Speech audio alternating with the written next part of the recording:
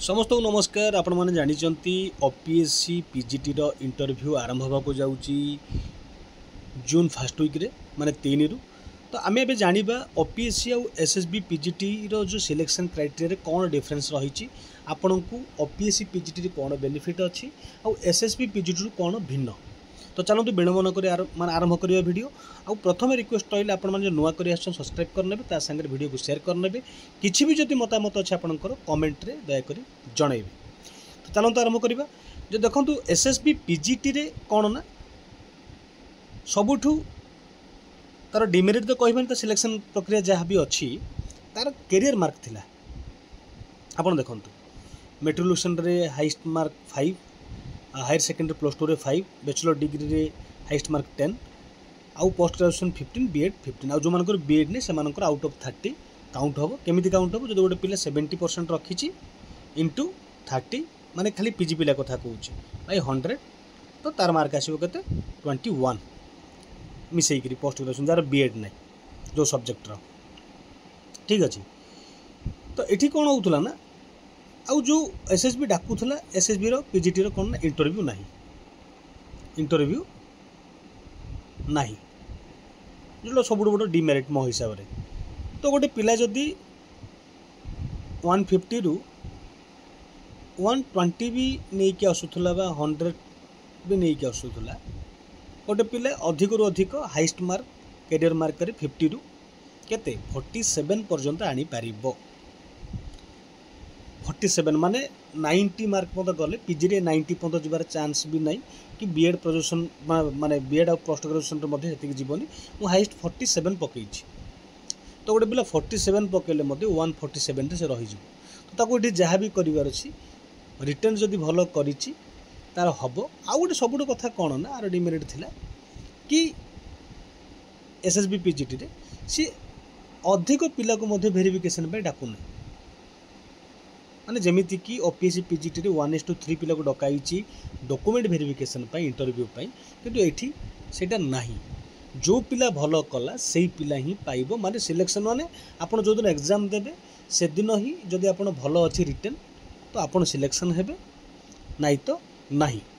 किंतु OPSC PGT रे गोटे सबुठ बड़ अपॉर्चुनिटी होची कोन ना आपण को से 1:3 हिसाब रे डाकुचंती जो द्वारा कि आपण को गोटे सुजोग रोची कि जदि आपण जेहेतु इंटरव्यू अच्छी जदि आपण इंटरव्यू रे भलो करूचंती 30 मार्क रु अधिक मार्क आणुचंती आपण को कोठी ना कोठी निहाती भाव रे काम दबो। किंतु आउ गोटे कथा अछि कोन जदि आपण 300 मार्क रु जदि नै कि पळे आछन 200 प्लस तो भाबी नियंतु कि आपणकर चाकरी पक्का। तो किंतु गोटे दुखर कथा होची कोन मु किछि पिला को बेसी पिला तो कहबिनी किछि पिला को मु डिस्कशन करिथिली गोटे दुटा पिला को जो माने कि मार्क जानि नाहंती से माने कैलकुलेशन ही कर नाहंती। भावंतु जदि माने कैलकुलेशन करि नाहंती से माने केमति करिवे जदि एबे भी करिवे से माने तो ऑब्जेक्शन भी कर नथिबे रॉन्ग आंसर जो थिला। आउ जेतु ओपीएससी तार ऑब्जेक्शन पई डाकी थिला कौन ग्यारंटी अच्छी कि बाकी सब पिला को माने आपणकर रॉन्ग आंसर जोड़ा थिबो से अन्य पिलार ऑब्जेक्शन पई आपन मार्क दबो। तो निहाती पिला माने आफ्टर एग्जाम निज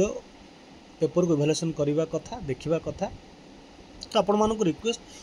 बाकी जो पेपर मान अच्छी जो बाकी 20 पेपर रहिला बाहरिबार अच्छे सब्जेक्ट रो से माने काइंडली जदि चेक करछन तो बहुत भलो कर चेक करना आपण माने चेक करने जिते बड़े पोल देवा आपण मैंने जनइबी तो गोटे आइडिया आसो कि आमर कंपटीशन कौ मानक सह अछि आउ ताहा सह आमे 30 मार्क रु केते एमिति आनिबा जो द्वारा कि आमे पाखापाखि पहुँची पारिबा कंपटीशन रे। आउ देखंतु इंटरव्यू मार्क कि कहि परिबोनी जे मु 30 रु 30 नहीं पळे आसी चांस नहीं नेवर। कारण एइथि पई कि इंटरव्यू जो माने बसिथिबे पैनल रे जो मैंने इंटरव्यू नेबे क्या किए भल लगे किए जानी समस्ते तो नहीं एमती टीचिंग स्किल अच्छे समस्ते एत भल पढ़ेबे 30 मार्क देदेवे खाली तो टीचिंग ही 30 मार्क देवे बॉडी लैंग्वेज रहा आपणकर एक्सप्रेशन रहा आपणकर नॉलेज रहा आउ इंटरव्यू तो किसी भी पचारि पारती। तो तेणुक जदि आप रिटर्न एग्जाम भल कर ओपीएससी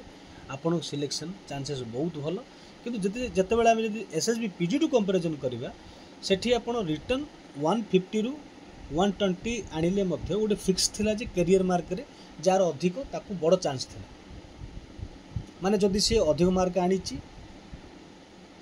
तार करियर मार्क कमिले मध्य सिलेक्शन हला जदि सी कम मार्क आनीची करियर मार्क नहीं के आगो पड़ुला किंतु एठी समस्त समान हे गेले ओपीसी पीजीटी फर्स्ट क्लास पिला सेकंड क्लास पिला थर्ड क्लास पिला सब समान हे गेले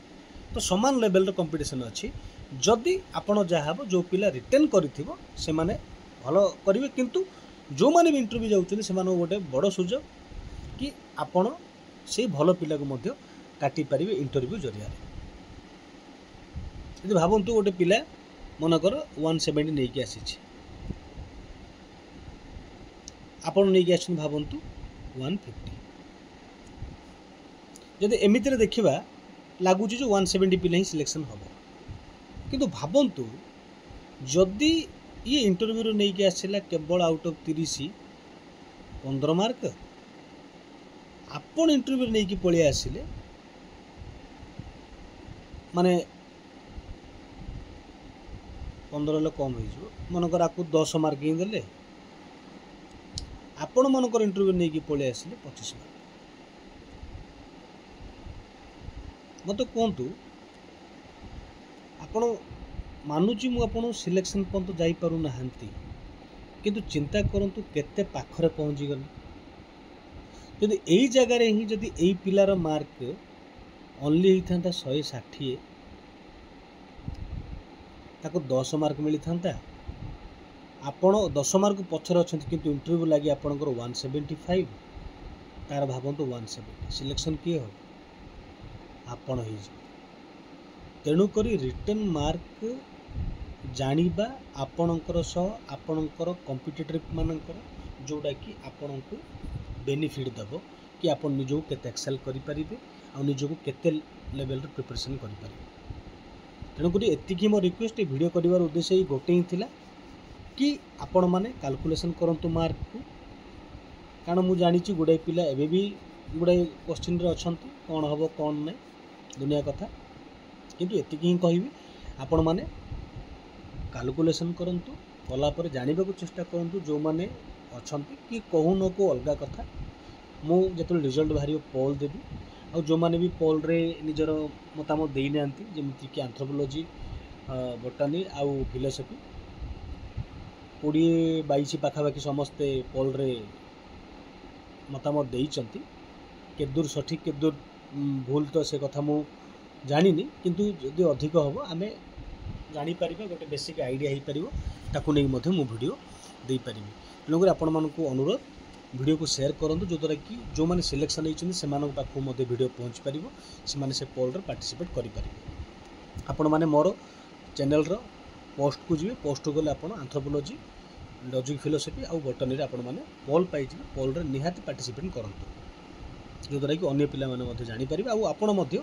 निजर कंप्यूटर को जानी पारिबे जे हां ए पिला माने एतिकी अछंती बोली आशा करी वीडियो निहाती आपण मानको सहयोग करिवो नुआ कर जदि आछन सब्सक्राइब करने वीडियो को शेयर करने देबे निज मतामत निहाती देबे आज पे एतिकी धन्यवाद नमस्कार।